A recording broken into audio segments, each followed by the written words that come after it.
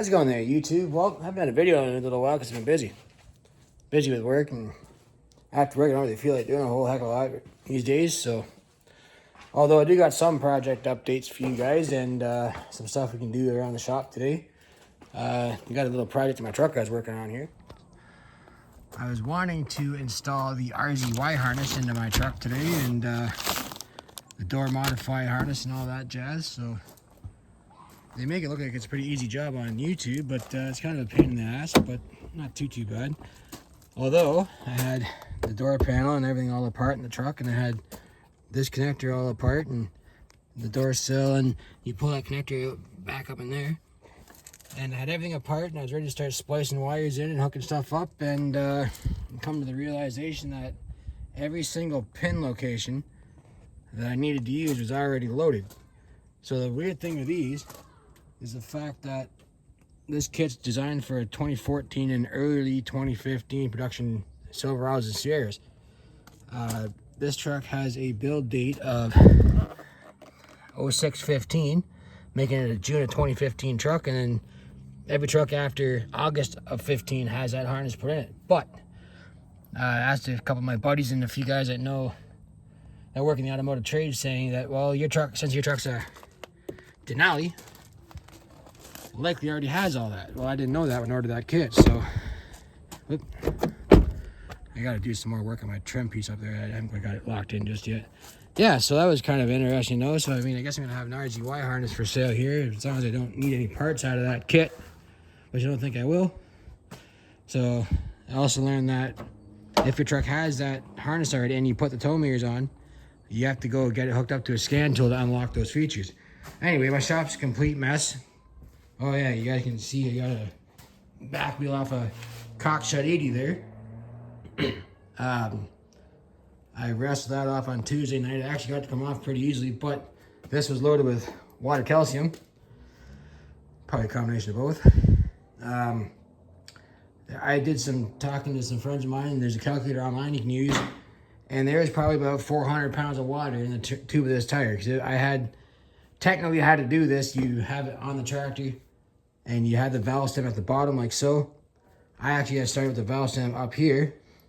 No, it has actually up higher, but the 1 o'clock position, 2 o'clock position there, and there had a pretty solid stream of water coming out of it. So I think it was pretty well loaded. Of course, with the ballast, the cast center, I mean the tire doesn't weigh very much, but the rim has a pretty good chunk of weight to it. That was a heck of a tire to try to roll out the door. Of course, you can see I had it outside. I had it balanced on some piece of I-beam and spare rim for that plow here. But anyway, back to the 80. I haven't done an update on the 80. I got the steering column, the dash. I primered the oil filter housing and the canister, the little nuts on top. I took the oil filter out for now. I haven't done too much. Obviously, I popped the rim off the other side. But we are getting real close to spraying some red paint here soon. That's got to get fixed up there. Yeah, I got to go pick up my axle housing. I'm ready for that now. Anytime now with that hub off of there. But I do need to pull this side hub off. And actually, I got this one off really easy. I just booted it off with my foot. So that come off not too bad. This one I think is seized on there. So I'm not quite sure I'm going to get that off. I might actually pull the hard power head and use a come along off the drawbar maybe. Not quite sure I'm going to do it just yet, but it's going to take some beating to get that one off. So we're getting a little bit close for some paint. I got to do the primer on that axle. This one, I guess that said I have another housing to go get for it. So I got the brake lock back on, and just a couple little things I've been tinkering with. I can clean up this manifold anytime. Manifold's back there. The 99 I haven't done nothing with just yet. Although the 1828 can go away for wintertime. So I know I just said I could use it to pull that friggin' rim off with, but I think I can get by with the jack. You either need to buy a new bottle jack or top mine up because it doesn't like to work sideways anymore. I was actually keeping the 1820 ready to go in case I decided to go away with it somewhere. I was planning on taking it to the Durham show last weekend, but decided to take the kid to the zoo on Saturday and on Sunday. I didn't really feel like doing a whole heck of a lot. I was going to go up to Coldwater yesterday with it, but once again, didn't feel like doing very much. So here it sits, and now it's going to sit there till I'm ready to move it in the spring next year. Alright, we'll get you guys some action shots here. You guys have seen me put the tractor away before, but need some video content. Not much else going on.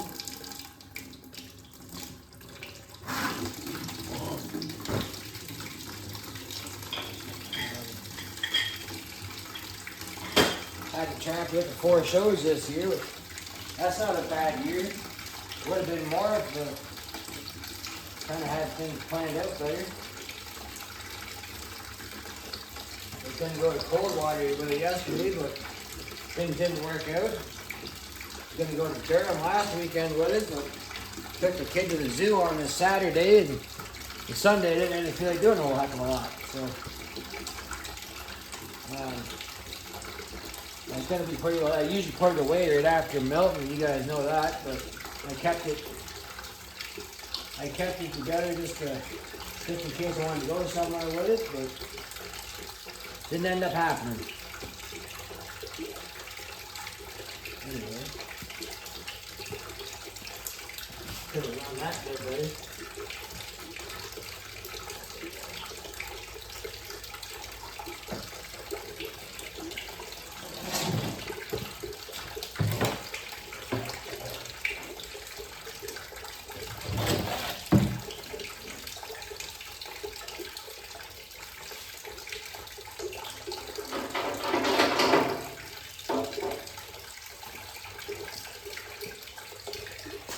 I have to watch the brass tap on the side of the block because I've seen the threads are getting a little bit thin on it, so I'm going to have to be careful draining that.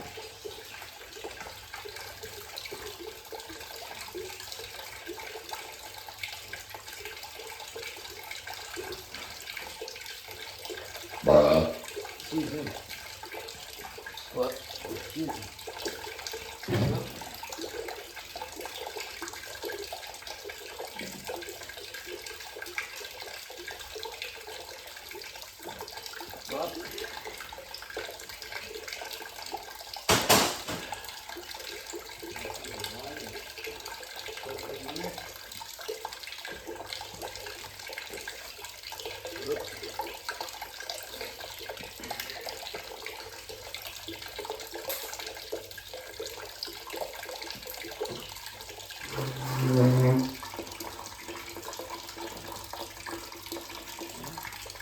Show season usually comes kind of slow, but it always goes very fast, it seems like. It seems like not that long ago we were going to Kawartha.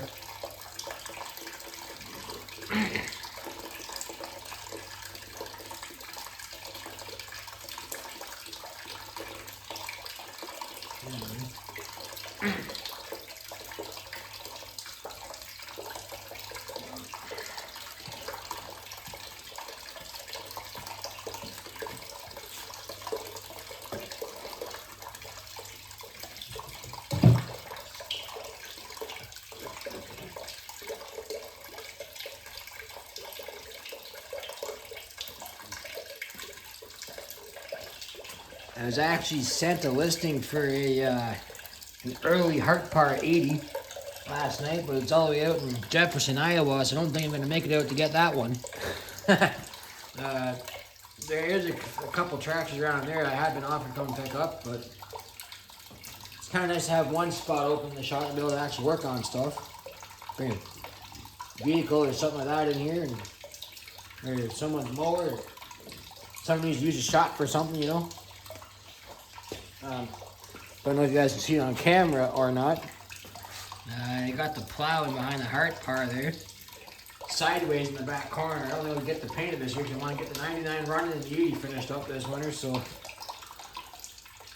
the plow kind of went down the list a little bit because I was all excited to get that out and get it used, but didn't quite get that far.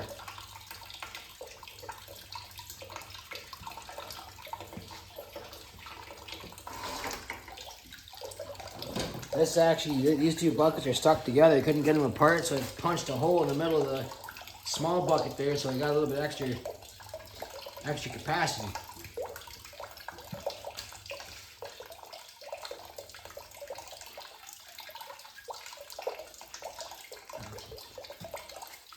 I actually think there's quite a bit of gas in the tractor still, because I put quite a bit to go to Milton with it, and I didn't use hardly half of it, so like I said, I was expecting to thrash, expecting to plow with it, but didn't get that far. So, oh well, I'll just have to recycle that into the lawnmower, or I'll dump it into the truck again.